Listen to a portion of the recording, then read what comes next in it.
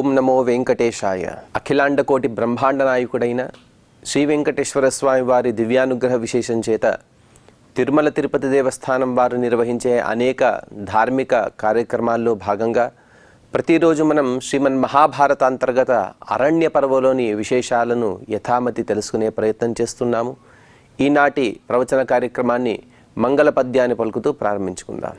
నారాయణం నమస్కృత్య నరం చైవ నరోత్తమం దేవీం సరస్వతీం వ్యాసం తతో జయముదీరయేత్. శ్రీ గురుభ్యో నమః. హరి ఓం.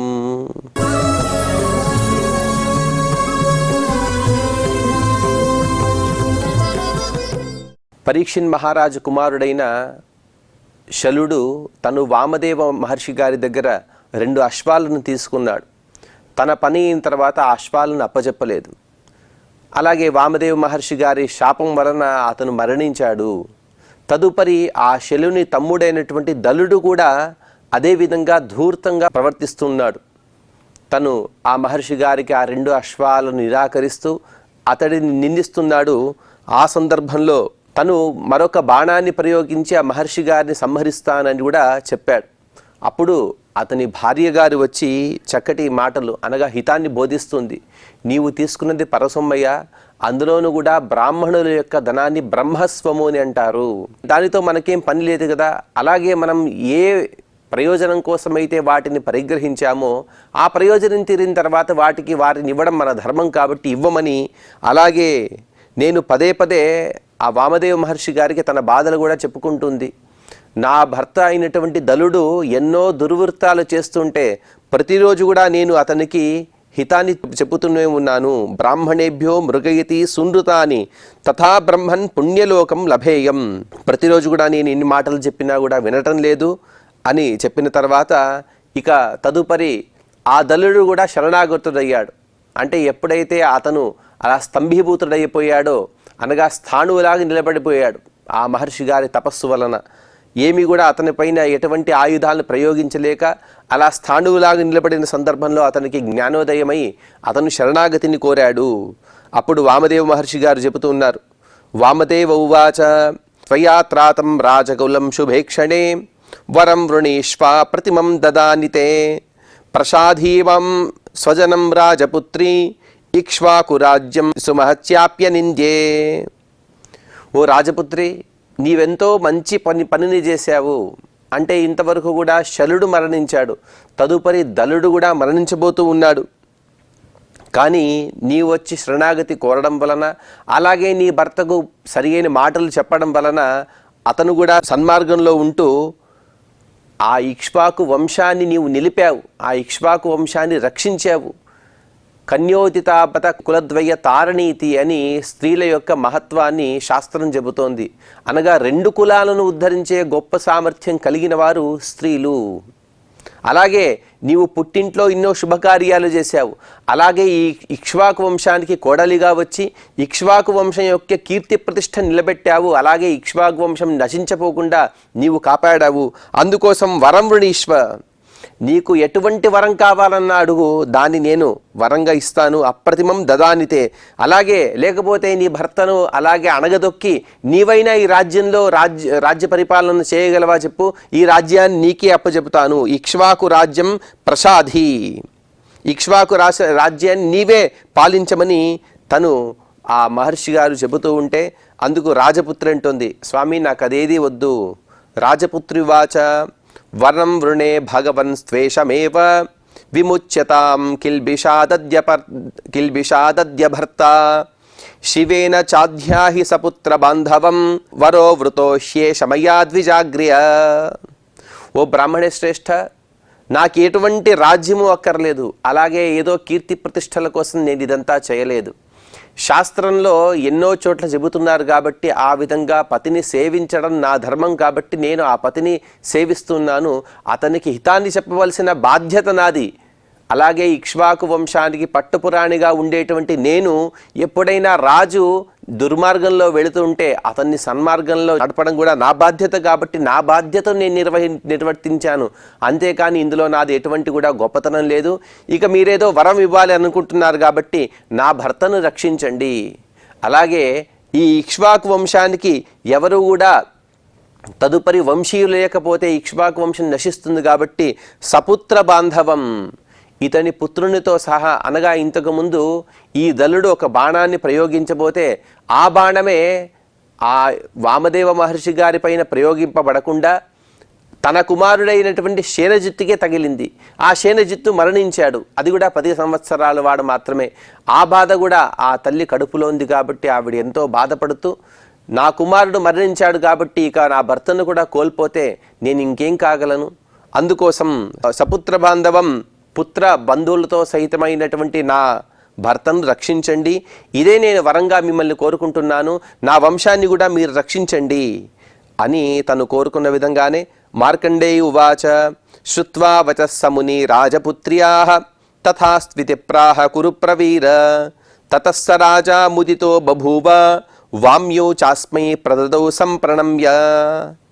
ఇక వామదేవ మహర్షి గారికి కూడా అతని దుర్వృత్తంతో ఎంతో కోపం వచ్చినప్పటికీ కూడా అతని భార్య యొక్క సద్వృత్తి వలన ఎంతో సంతోషించిన వారై తథాస్తు అని పలికారట. అంటే తథాస్తు అంటే నీ పుత్ర బాంధవులతో సహా నీ భర్త కూడా సుఖంగా ఈ రాజ్యాన్ని పాలిస్తాడు అని వరాన్నిచ్చి తమ ఏవైతే గుర్రాలున్నాయో అశ్వాలున్నాయో వామ్య అశ్వాలు వాటిని పరిగ్రహించి వారు వనానికి వెళ్ళిపోయారు అని చెబుతున్నారు. ఈ అంత వృత్తాంతాన్ని కూడా మనం ఒకసారి పరీక్షించుకుంటే పరీక్షన్ మహారాజు, అతని భార్య అయినటువంటి సుశోభన, ఆవిడ ఎప్పుడు కూడా రాజులను మోసం చేస్తూ ఉన్నది. అందుకు అతని తండ్రి గారైనటువంటి ఆయు శాపం ఇచ్చాడు. నీవు ఎప్పుడు కూడా ఈ విధంగా రాజులను మోసగిస్తున్నావు కాబట్టి నీ సంతానం ఎవరైతే పుడతారో వారు బ్రాహ్మణులను అవమానించి ఎన్నో బాధలను పడతారు అని వారు ఏదైతే శాపాన్ని ఇచ్చారో ఆ శాపానికి అనుగుణంగానే ఈవిడ సుశోభన యొక్క కుమారులైనటువంటి శల్యుడు వామ్య అశ్వాలను, అనగా వామదేవ మహర్షి ద్వారా అశ్వాలను తీసుకున్నాడు కాబట్టి, కానీ వాటిని తిరిగి ఇవ్వలేదు. అందుకోసం వామదేవ మహర్షి చేత తను చంపబడ్డాడు. అలాగే రెండవ వాడైనటువంటి దళుడు, ఇతను కూడా వామదేవ మహర్షి గారిని చంపబోతే వామదేవ మహర్షి గారు అతన్ని స్తంభీభూతుని చేసేశారు. అలా నిలకడగా ఉండేట్టుగా చేస్తూ అతని చేతులు కానీ కాళ్ళు కానీ ఇటువైపు కదలలేకుండా అతనికి శాపం ఇచ్చారు. తదుపరి అతని భార్య గారు వచ్చి శరణాగతి కోరితే అతను కూడా శరణాగతి కోరిన తర్వాత అతనికి వరాన్నిచ్చి, అలాగే రాజ్యాన్నిచ్చి, అతని కుమారుడు కూడా పునః బతికే విధంగా వరాన్నిచ్చి తను ఆ వామదేవ మహర్షి గారు వనానికి వెళ్ళిపోయారు. అంటే ఈ అధ్యాయం మొత్తంలో కూడా ఇక్కడికి మనం 192వ అధ్యాయాన్ని పూర్తి చేసుకున్నాం. ఈ 192వ అధ్యాయంలో యుధిష్ఠిరుడు అడిగిన ప్రశ్న కూడా అదే. బ్రాహ్మణుల యొక్క అవమానం చేస్తే ఎంత దుర్గతిని పొందుతారు అని అడిగాడు. దానికి ఇతివృత్తంగా ఈ కథను మార్కండేయ మహర్షి గారు చెప్పారు. ఇక 193వ అధ్యాయంలో కూడా మరొక విషయాన్ని చెప్పబోతున్నారు. అది కూడా కొంత గద్య రూపంలోనూ కొంత శ్లోక రూపంలోనూ ఉంటుంది. వైశంపాయన ఉవాచ మార్కండేయం ఋషయో బ్రాహ్మణాః యుధిష్ఠిరశ్చ పర్యపృచ్ఛత ఋషి కేన దీర్ఘాయురాసీత్ బకో మార్కండేయస్తు తాన్ సర్వానువాచ. ఓ జనమేజయ, ఒకరోజు ఋషులు మునులు అలాగే ధర్మరాజు వీరందరూ కలిసి మార్కండేయ మహర్షిని అడుగుతున్నారు. మహర్షి, ఓ మార్కండేయ మహర్షి, ఏమి చేయడం వలన ఇంతకుముందు బక మహర్షి అని ఒకరుండేవారు, వారు దీర్ఘమైనటువంటి ఆయుష్ను పొందారు, వారు అంత గొప్ప ఆయుష్ను పొందడానికి కారణం ఏమిటి అని వారందరూ కూడా ప్రశ్నించగా, మహాతప దీర్ఘాయుశ్చ బకో రాజర్షి నాత్ర కార్యా విచారణ. అందుకు మార్కండేయ మహర్షి గారు చెబుతున్నారు, ఓ రాజా, ఓ ధర్మరాజా, అలాగే ఎవరైతే నన్ను ప్రశ్నిస్తున్నారో మీరందరూ కూడా జాగ్రత్తగా వినండి, చెబుతాను. బక మహర్షి గొప్ప తపస్సంపన్నుడు. అతను ఆ తపఃప్రభావం వలన దీర్ఘమైనటువంటి ఆయుష్ను పొందాడు. ఈ విషయంలో ఎటువంటి సందేహం లేదు. ఏతత్ శ్రుత్వాతు కౌంతేయో భ్రాతృభిః సహ భారత మార్కండేయం పర్యపృచ్ఛత ధర్మరాజో యుధిష్ఠిరః. ఈ విధంగా ఆ మార్కండేయ మహర్షి చెప్పగా సోదర సహితుడైనటువంటి ధర్మరాజు మరొకసారి ఈ విధంగా ప్రశ్నిస్తూ ఉన్నాడు. బకదాల్భ్యో మహాత్మానో శూయేతే చిరజీవినో సఖాయో దేవరాజస్య తావృషి లోక సంయతో. ఓ మహాభాగ, ఓ మహాతపస్వి, బకుడు మరియు దాల్భ్యుడు వీరిద్దరు కూడా మహానుభావులు కదా, చిరంజీవులు వీరిద్దరు కూడా. అలాగే బక మహర్షి, ఇందులోనూ కూడా బక మహర్షి ఇంకా దీర్ఘమైనటువంటి ఆయు ప్రమాణం కలిగిన వాడు. అలాగే ఇతనికి మిత్రుడు ఇంద్రుడు అని కూడా వింటూ ఉన్నాము. ఏతదిచ్ఛామి భగవన్ బకశక్ర సమాగమం సుఖదుఃఖ సమాయుక్తం తత్వేన కథయస్వమే. అలాగే బకునికి మరియు ఇంద్రునికి ఒకసారి సంవాదం జరిగిందని విన్నాను. ఆ సంవాదం కూడా సుఖదుఃఖ సమ్మిష్టంగా ఉందని విన్నాము. అనగా మనం ఏదైనా ఎవరితోనైనా కలిస్తే ఒకటా సుఖం కలగాలి, లేకపోతే దుఃఖమైనా కలగాలి. సుఖదుఃఖ సమ్మిష్టమైనటువంటి వ్యవహారం అలాగే అనుభవం అనేది చాలా విచిత్రంగా ఉంటుంది. అదే విధమైనటువంటి సుఖదుఃఖ సమ్మిష్టమైనటువంటి అనుభవం అప్పుడు కలిగింది కదా, దాని గురించి మాకు చెప్పండి, తెలుసుకోవాలని నేను ఇచ్చతో ఉన్నాను.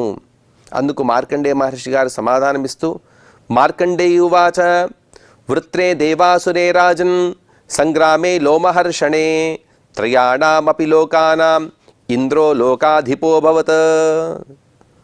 ఓ ధర్మరాజా, చెబుతున్నాను వినండి. అత్యంత ఆశ్చర్యకరమైన అలాగే భయంకరమైనటువంటి దేవాసుర సంగ్రామం. అందులో దేవతలు అసురులపైన జయాన్ని పొందారు. జయాన్ని పొందిన తర్వాత 3 లోకాలు కూడా ఆధిపత్యాన్ని, త్రిలోకాధిపత్యాన్ని ఇంద్రుడు పొందాడు. సమ్యక్ వర్షతి పర్జన్యే సస్య సంపద ఉత్తమాః నిరామయాః సుధర్మిష్టాః ప్రజాధర్మపరాయణాః. ఆ ఇంద్రుడు శాసించే కాలంలో అన్ని చోట్ల కూడా సమ్యక్ వర్షతి పర్జన్యే, కాలకాలంలో సకాలంలో ఎప్పుడైతే ఎంత వర్షం కురవాలో అంత వర్షం అన్నిటా కూడా సమృద్ధిగా కురుస్తూ ఉన్నది. సమృద్ధిగా వర్షం కురుస్తున్నది కాబట్టి సస్య సంపదలు కూడా చాలా విరివిగా అవన్నీ కూడా పెరుగుతూ ఉన్నాయి. అందరూ కూడా ఎటువంటి భయం లేకుండా అందరూ కూడా ధర్మాన్ని ఆచరిస్తూ అందరూ కూడా ధర్మపరాయణులై 3 లోకాల ప్రజలందరూ కూడా సుఖంగా ఉన్నారు. ముదితశ్చ జనస్సర్వః స్వధర్మేషు వ్యవస్థితః తాః ప్రజా ముదితాః సర్వా దృష్ట్వా బలనిషూదనః. ప్రజలందరూ కూడా సంతోషంతో ఉన్నారు. అలాగే ఆ సంతోషం అనేది ఏదో ఒక వస్తుజన్యమైనది కాదు, స్వధర్మాచరణ వలన వారందరూ కూడా సంతోషంగా ఉన్నారు. స్వధర్మేషు వ్యవస్థితః ముదితః. తమ ధర్మాన్ని ఆచరిస్తూ వారందరూ కూడా సంతోషంతో ఉన్న ప్రజలను చూసినటువంటి తన బలనిషూదన, తన వైరులను నిగ్రహించే గొప్ప సామర్థ్యం కలిగిన ఆ ఇంద్రుడు వారినందరినీ కూడా చూశాడు. తతస్తు ముదితో రాజన్ దేవరాజశతక్రతుః ఐరావతం సమాస్థాయ తాః పశ్యన్ ముదితాః ప్రజాః. ఒక రాజుగా ఉన్నవాడు తన ప్రజలందరూ కూడా ఆనందంతో ఉంటే దానికన్నా గొప్ప దృశ్యం ఏముంటుంది అతనికి? అలా దేవేంద్రుడు తన రాజ్యంలో 3 లోకాల్లో ప్రజలందరూ కూడా సుఖంగా ఉన్నారో లేదో అని తెలుసుకోవడానికి దూతలను పంపించారు. దూతలందరూ వచ్చి చెప్పారు, అయ్యా మీ రాజ్యంలో మీ పాలనలో అందరూ సుఖంగా ఉన్నారంటే తనే ప్రత్యక్షంగా చూడాలని ఐరావతాన్ని అధిరోహించి త్రిలోక సంచారానికి బయలుదేరాడు ఇంద్రుడు. అలా వెళుతూ ఆశ్రమాంశ్చ విచిత్రాంశ్చ నదీశ్చ వివిధా శుభాః నగరాణి సమృద్ధాని ఖేటాన్ జనపదాన్స్తతా. మొట్టమొదటిగా అనేక ఆశ్రమాలను సందర్శించాడు దేవేంద్రుడు. అన్ని ఆశ్రమాలు కూడా నీటి సంపదతో అలాగే ధర్మ సంపదతో అవన్నీ కూడా శోభిల్లుతూ ఉన్నాయి. అలాగే నగరాణి సమృద్ధాని, నగరంలో ఏవైతే ఉండాలో అవన్నీ కూడా అక్కడే సమృద్ధంగా ఉన్నాయి. అలాగే జనపదాలు అనగా పల్లెలు అలాగే పట్టణాలు అవన్నీ కూడా ప్రజలతో వారందరూ కూడా ఆనందోత్సాహాలతో వారందరూ కూడా అక్కడ జీవిస్తున్నారు. ప్రజాపాలన దక్షాంశ్చ నరేంద్రాన్ ధర్మచారిణః ఉదపానం ప్రపావాపి తడాగాని సరాంసి చ. తనచే నియమింపబడ్డ ఎవరైతే రాజులు ఉన్నారో ఆ రాజులందరూ కూడా ధర్మబద్ధంగా ప్రజలను పాలిస్తూ ఉన్నారు. అలాగే ఎప్పుడైతే కాస్త గ్రీష్మ ఋతువు వస్తుందో, ఎండాకాలం ఎప్పుడైతే వస్తుందో వేసవి కాలంలో అలా దారిలో వెళ్ళేటువంటి ప్రజలకు కానీ ప్రాణులకు కానీ వాటిని మనం నీటి యొక్క సౌకర్యాన్ని కల్పించాలి. దాన్నే ఉదపానము అంటారు. ఆ ఉదపానాన్ని అందరూ కూడా చక్కగా అక్కడక్కడ వారు ఏర్పాట్లు చేశారు. అవన్నీ కూడా చూస్తూ ఉన్నాడు. తడాగములు సరస్సులు వాటి అన్నిటిలో కూడా సమృద్ధిగా నీరు ఉన్నది. నానా బ్రహ్మ సమాచారై సేవితాని ద్విజోత్తమై తతోవతీర్య రమ్యాయాం పృథివ్యా రాజన్ శతక్రతుః. ఓ ధర్మరాజా, ఆ శతక్రతువు అనగా 100 అశ్వమేధ యాగాలు చేసినటువంటి ఆ దేవేంద్రుడు ఒకచోట తను అది ఐరావతం నుండి కింది భూమిపైన దిగాడు. ఆ దిగిన ప్రదేశం ఎలా ఉన్నది అంటే నానా బ్రహ్మ సమాచారై సేవితాని, ఎప్పుడూ కూడా పరమాత్మ గురించి ఆలోచిస్తూ తపస్సును ఆచరిస్తూ యజ్ఞయాగాదులను చేస్తూ ఉన్నటువంటి బ్రాహ్మణోత్తముల చేత సంవృతమైనటువంటి భూమి అది. అటువంటి భూమి యందు అవతీర్య అతను దిగుతూ తత్ర రమ్యే శివే దేశే బహువృక్ష సమాకులే పూర్వస్యాం దిశి రమ్యాయాం సముద్రాభ్యాసతో నృప. సముద్రానికి కొంత దూర ప్రాంతం, అక్కడ రమ్యమైనటువంటి పవిత్రకరమైనటువంటి అనేక వృక్షాలన్నీ కూడా అక్కడ బాగా దట్టంగా పెరుగున్నాయి. అటువంటి పూర్వదిక్కు యొక్క భాగంలో ఆ దేవేంద్రుడు సంచరిస్తూ ఉన్నాడు. తత్రాశ్రమ పదం రమ్యం మృగద్విజ నిషేవితం తత్రాశ్రమ పదే రమ్యే బకం పశ్యతి దేవరాట్. అనేక మృగాలు, అనేక పక్షులు అవన్నీ కూడా అక్కడ ఆ ఆశ్రమ ప్రాంతంలో అవన్నీ కూడా స్వేచ్ఛగా సంచరిస్తున్నాయి. ఆ ఆశ్రమంలో ఎన్నో మృగాలు అలాగే ఎన్నో పక్షులు అవన్నీ కూడా స్వేచ్ఛగా సంచరిస్తున్నాయి. ఏ పక్షి అయినా ఏ మృగమైనా పరస్పరంగా ఎటువంటి వైరభావన లేకుండా పరస్పరంగా స్నేహభావనతో అవన్నీ కూడా కలిసి ఆ ఆశ్రమంలోనే అవన్నీ కూడా శాకాహారాన్ని స్వీకరిస్తూ అవన్నీ కూడా సఖ్యతతో అక్కడ సంచరిస్తున్నాయి. ఆ ఆశ్రమంలోనే బకమహర్షి గారిని దేవేంద్రుడు చూశాడు. బకస్తు దృష్ట్వా దేవేంద్రం దృఢం ప్రీతమనాభవత్ పాద్యాసనార్ఘ్యదానేన ఫలమూలైరథార్చయత్. బకమహర్షి ఎప్పుడైతే దేవేంద్రుడిని చూశాడో వెంటనే చాలా ఆనందపడ్డాడు. 3 లోకాలకి అధిపతి అయినటువంటి దేవేంద్రుడు నా ఆశ్రమానికి రావడమేంటి అని ఆలోచిస్తూ ఆనందపడుతూ అతనికి పాద్యాన్ని, ఆసనాన్ని, అర్ఘ్యాన్ని అలాగే ఫలాలను మూలాలను ఇచ్చిస్తూ అతన్ని పూజించాడు, సత్కరించాడు. సుఖోపవిష్టో వరదః తతస్తు బలసూదనః తతః ప్రశ్నం బకం దేవః ఉవాచ త్రిదశేశ్వరః.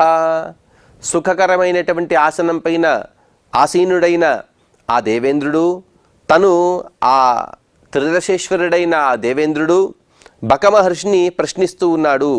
శతం వర్ష సహస్రాణి మునే జాతస్య తే నఘ సమాఖ్యాహి మమ బ్రహ్మన్ కిం దుఃఖం చిరజీవినాం. ఓ మహర్షి, మీరు దాదాపుగా 1,00,000 సంవత్సరాలు జీవించిన వారు.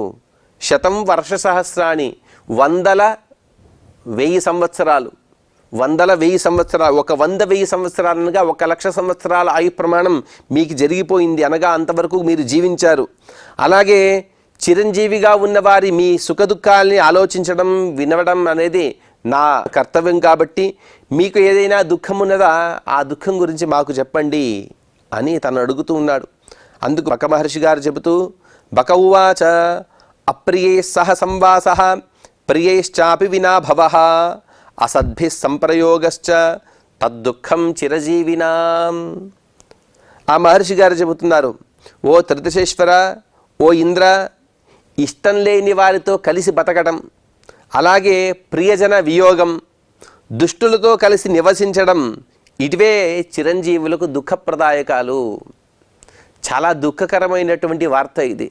ఎవరినైనా మనం అడుగుతూ ఉంటాం, మీరు ఇంతకాలం బతికారు కదా, ఇంతకాలం బతికిన మీ అభిప్రాయం ఏమిటి, అలాగే మీరు బతికిన సందర్భాల్లో ఏవైనా సుఖకరమైన దుఃఖకరమైన ఏవైనా అవస్థలు ఉన్నాయా అని మనం అడిగితే వారందరూ కూడా సామాన్యంగా చెప్పేటువంటి విషయాలనే బకమహర్షి గారు చెబుతున్నారు.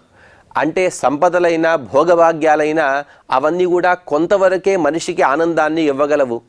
వాస్తవంగా మనిషికి ఆనందాన్ని ఇచ్చేది ఏమిటంటే బంధాలు, బాంధవ్యాలు, అనుబంధాలు. వీటి వలనే మనిషి ఎక్కువ ఆనందాన్ని పొందుతూ ఉంటాడు. అదే విషయాన్ని మహర్షి గారు చెబుతున్నారు. అప్రియై సహ సంవాసః, ఎవరైతే నాకు ఇష్టం లేదో వారితో ఉంటే అలా ముళ్ళపైన కూర్చున్నట్టుగా ఉంటుంది. అది మంచి పట్టుపరుపైన ఉండొచ్చు, అలాగే వజ్రఖచ్చితమైనటువంటి అనేక మిద్దెలు మేడలైనా అయి ఉండొచ్చు. కానీ దానిపైన అప్రియలు అనగా మనకు ఎవరైతే మనం శత్రువులు ఉంటారో వారితో పాటు మనం ఉంటే మాత్రం అది మనకు చాలా దుఃఖకరము. అలాగే ప్రియైశ్చాపి వినాభవః, రెండు కూడా ఒకటి పరస్పరంగా విరుద్ధమైనటువంటి స్థితులే ఇవి రెండు కూడా. మనకు కావలసిన వారు మన దగ్గర లేరు, మనకెవరైతే శత్రువులుగా ఉన్నారో వారు మన దగ్గర ఉన్నారు. ప్రియైశ్చాపి వినాభవః, మనకు ప్రీతిమంతులు, మనలంటే ప్రేమించేవారు ఎవరైతే ఉంటారో వారు మన దగ్గర లేకుండుట. అసద్భి సంప్రయోగశ్చ, అలాగే దుష్టులతో కలిసి నివసించడం. మనకు అప్రియులు వేరు, దుష్టులు వేరు. మనకు అప్రియులుగా ఉంటారు కానీ వారు సజ్జనులు అయి ఉండొచ్చు, కానీ దుష్టులతో కలిసి ఉండడం అనేది ఇంకా దుఃఖకరం. ఇదే చిరంజీవులకు దుఃఖదాయకాలు. దీనికన్నా దుఃఖదాయకం ఇంకేముంటుంది? పుత్రదార వినాశోత్ర జ్ఞాతీనాం సుహృదామపి పరేష్వాత్త యథాకృత్సం కిమ్ను దుఃఖతరం తతః. ఓ దేవేంద్ర, నా బాధ ఏమని చెప్పుకోగలను? నాకైతే 1,00,000 సంవత్సరాల వరకు జీవించే భాగ్యాన్ని నీవు పరమాత్మ నాకు అనుగ్రహించారు. కానీ నా ఎంత ఆయుః ప్రమాణం నా పుత్రులకు నా భార్యలకు లేదు కదా. నా కళ్ళ ముందే నా పుత్రులు, భార్యలు, స్నేహితులు, బంధువులు వీరందరూ కూడా నశిస్తూ ఉన్నారు. అలాగే వారందరూ చనిపోగా నేను ఇంకొకరిపైన భారం పడుతూ, అనగా ఇంకొకరిని ఆశ్రయించి నా బతుకుని నేను నిర్వర్తించుకోవాల్సింది. దీనికన్నా కష్టతరం ఇంకేమైనా ఉన్నదా? ఎవరైతే కాస్త గట్టిగా ఉంటారో వారు వయసు పైబడినా కూడా తమ పనులను తమే చేసుకుంటూ ఉంటారు. ఎందుకంటే చేతనైనంత కాలం ఇంకొకరిపైన మనం ఆధారపడి బతకకుండా మన పనులు మనమే చేసుకుంటూ స్వతంత్రంగా ఉందామని. కానీ ఎప్పుడైతే వారు తమ శక్తిని కోల్పోతారో, ఇంకొకరిపైన ఆధారపడతారో, దానికన్నా దుఃఖకరమైనటువంటి పరిస్థితి ఇంకొకటి ఉండదు. నాణ్యద్ దుఃఖతరం కించిత్ లోకేషు ప్రతిభాతి మే అర్థైర్విహీన పురుష పరై సంపరిభూయతే. అలాగే ఓ దేవేంద్ర, ఇంకొక విషయాన్ని కూడా చెబుతాను విను. డబ్బు అనేది ఏదైతే ఉందో తద్వారా మనిషి తను అనేక దుర్వృత్తాలు చేస్తూ ఉంటాడు, చేయరాని పనులను కూడా చేస్తూ ఉంటాడు. డబ్బు లేని పురుషులు ఇతరుల చేత అవమానింపబడుతూ ఉంటారు. అలాగే దీనికన్నా ఇంకా పెద్దదైన కష్టం ఏదైనా ఉందా? అనగా అర్థార్థే జీవలోకోయం శ్మశానమపి సేవతే త్యక్త్వా స్వజనయితారం స్వం నిస్వం గచ్చతి దూరతః అని సుభాషితంలో చెప్పిన విధంగా, అర్థం కోసం శ్మశానంలో ఉండమన్నా కూడా, శ్మశానంలో భోంచేయమన్నా కూడా భోంచేస్తాడు. ఆ విధమైనటువంటి పరిస్థితి ఇప్పుడు దాపరించింది. అర్థం కోసం ధర్మాన్ని కూడా వదిలివేస్తారు, అర్థం కోసం తల్లిదండ్రులు వదిలివేస్తారు, అర్థం కోసం రాజ్యాన్ని వదిలివేస్తారు. అర్థం అనే అదే గొప్ప ప్రయోజనం అనుకుంటూ దాని వెనుక పరిగెత్తుతారు. కానీ అర్థం అనేది అది పరిమితమైనటువంటి సుఖాన్ని ఇస్తుంది. అర్థం అనేది ఒక పురుషార్థమే, కానీ అన్ని పురుషార్థాలకి ఇది పోషకం. కానీ స్వభావత అర్థం అనేది పెద్ద పురుషార్థం కాదు అనే విషయాన్ని మహర్షి గారు చెబుతున్నారు. అలాగే అకులానాం కులే భావం కులీనానాం కులక్షయం సంయోగం విప్రయోగం చ పశ్యంతి చిరజీవినః. నాకింత పెద్ద ఆయుష్ ఇచ్చావు, ఈ ఆయుష్లో నేనేం చూస్తున్నావు తెలుసా? చిరంజీవిగా ఉన్న నేను ఎన్నో వింతలను చూస్తున్నాను. అసలు పేరే లేదు, అటువంటి కులంలో ఎంతో వృద్ధి కనబడుతుంది. అనగా వారు ఎటువంటి పుణ్యకార్యాలు చేయలేదు, కానీ వారు ఎంతో వృద్ధిని పొందుతున్నారు. అలాగే కులీనానాం కులక్షయం, గొప్ప గొప్ప వంశాలు ఉన్నాయి. ఆ కులంలో వచ్చిన వారెందరో కూడా ఎన్నెన్నో సత్కర్మలను చేశారు, కానీ ఆ కులం నా కళ్ళ ముందే నశించిపోతూ ఉన్నది. అలాగే వీరు కొందరు సజ్జనుంటారు, వారు ఒక్కసారి కలుస్తూ ఉంటారు, ఒకసారి విడిపోతూ ఉంటారు. ఇదంతా కూడా చూస్తూ నేను ఉండగలనా? అపి ప్రత్యక్షమేవైతత తవ దేవ శతక్రతో అకులానాం సమృద్ధానాం కథం కుల విపర్యయః. ఓ దేవరాజా, మీరు ఒక విషయాన్ని గమనించే ఉంటారు. బాగా డబ్బున్న దుష్ట కులంలో జన్మించిన వారు కుల విపర్యం ఎంత అనాయాసంగా, అలాగే ఒక సామాన్య విషయంగా ఉంటుందో కదా. అంటే ఒక కులంలో పుట్టారు, వారు ఆ కులంలో ఉంటూ, అనగా గొప్ప వంశం, ఆ గొప్ప వంశంలో పుట్టిన వారు కూడా ఎన్నో అన్యాయకరమైనటువంటి పనులు చేస్తూ ఉంటారు. ఇది చాలా ఆశ్చర్యం కదా. దేవదానవ గంధర్వ మనుష్యో రగరాక్షసాః ప్రాప్నువంతి విపర్యాసం కిమ్ను దుఃఖతరం తతః. ఓ దేవేంద్ర, ఈ భూలోకంలో ఉండేటువంటి ప్రజలందరూ కూడా ఇటువంటి అనర్థాలు చేస్తూ ఉంటే, ఇటువంటి అకృత్యాలు చేస్తూ ఉంటే, పైలోకంలో ఉండేటువంటి దేవతలు, దానవులు, గంధర్వులు, మనుష్యులు, రాక్షసులు, నాగజాతి వారు వీరందరూ కూడా విపరీతమైనటువంటి అవస్థకు చేరుకుంటారు. ఎందుకంటే వారందరూ కూడా మనిషి ఏ విధంగా అయితే యజ్ఞయాగాలు చేస్తారో ఆ యజ్ఞయాగాదుల ద్వారా బతికేవారు వారందరూ కూడా. ఆ విధంగా మనిషి యజ్ఞయాగాదులు సరిగ్గా చేయకపోతే వారి గతి ఏం కాను. ఇదంతా కూడా తలుచుకుంటూ ఉంటే నాకెంతో బాధగా ఉంది. ఈ అన్ని దుర్వృత్తాలను కూడా చిరజీవిగా ఉన్నాయి నేను చూస్తున్నాను కదా. కులే జాతాశ్చ క్లిశ్యంతే దౌష్కులేయ వశానుగాః ఆద్యే దరిద్రామవతాః కిమ్ను దుఃఖతరం తతః. అలాగే గొప్ప కులంలో పుట్టి ఉంటారు, ఎన్నో ధార్మిక కార్యక్రమాలు చేస్తూ ఉంటారు, కానీ వారేం చేస్తారంటే క్లిశ్యంతే దౌష్కలేయ వశానుగాః, దుష్కులంలో పుట్టినవారు దుర్వృత్తం కలిగిన దుష్టుల యొక్క వశంలో ఉంటూ వారు కూడా దుష్కృత్యాలు చేస్తున్నారు కదా, ఇది నా కళ్ళతో నేను చూస్తున్నాను.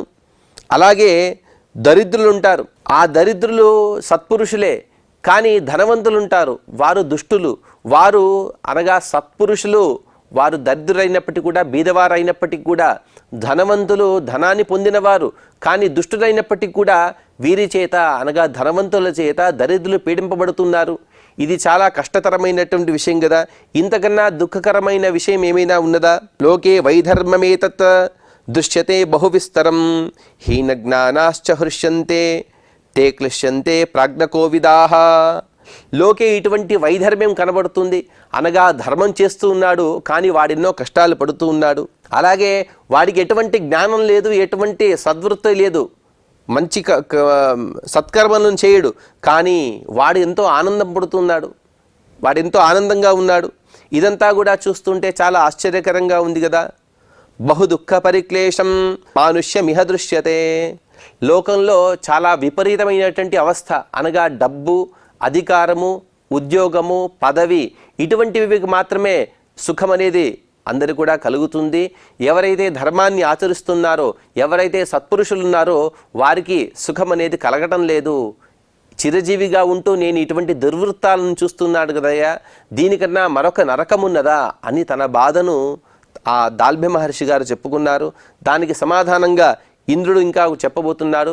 అలాగే ఆ ఇంద్రునికి సమాధానంగా మరికొన్ని మాటలు బక మహర్షి గారు చెప్పడం, వారి యొక్క ఏదైతే సంవాదం ఉన్నదో దాన్ని మనం తదుపరి భాగంలో తెలుసుకునే ప్రయత్నం చేద్దాం.